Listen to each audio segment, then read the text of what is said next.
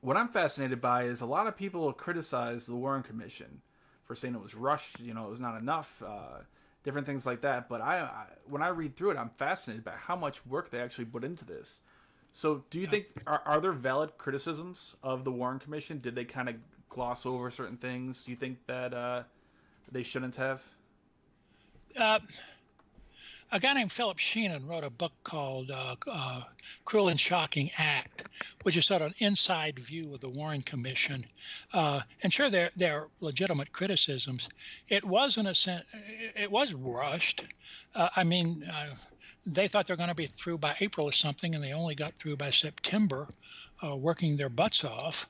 LBJ wanted it done before the fall because he didn't want it to become involved in the election. But you're correct, it's just a massive amount of work. If you had to point to one error I think they made, it was not to look at the autopsy photos and x-rays and have them examined by well-qualified forensic pathologists. Where Kennedy's wounds were concerned, they simply took the word of the pathologist who autopsied Kennedy, who were ordinary hospital pathologists. They were not forensic pathologists. That is to say, they weren't doing the kind of autopsy you need in any legal case. A murder case, a coroner's jury trying to find out if a death is suicide or accident or murder or what. And no, they weren't qualified to do that. But the Warren Commission just depended on their testimony. Now, the reason for this was deference, particularly on the part of Earl Warren himself, to the Kennedy family and the sensibilities of the Kennedy family. There's also a passage in the deliberations of the commission early on where they decided that everything and sure enough, there are 26 volumes where it was published.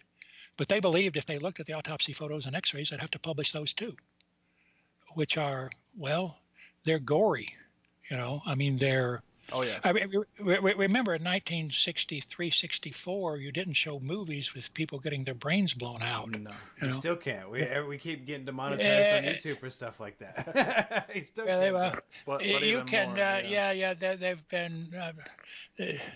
There have been movies in theaters that have gotten away with that, but I think that was the main failing, is Earl Warren's personal tendency to defer to the sensibilities of the Kennedy family. And you can sort of see that, okay? They were collectively the victims. They'd had their brother, husband, president, etc., husband, brother, president, assassinated. So, it wasn't inhumane to be sympathetic with him, but he should have been more hard-nosed.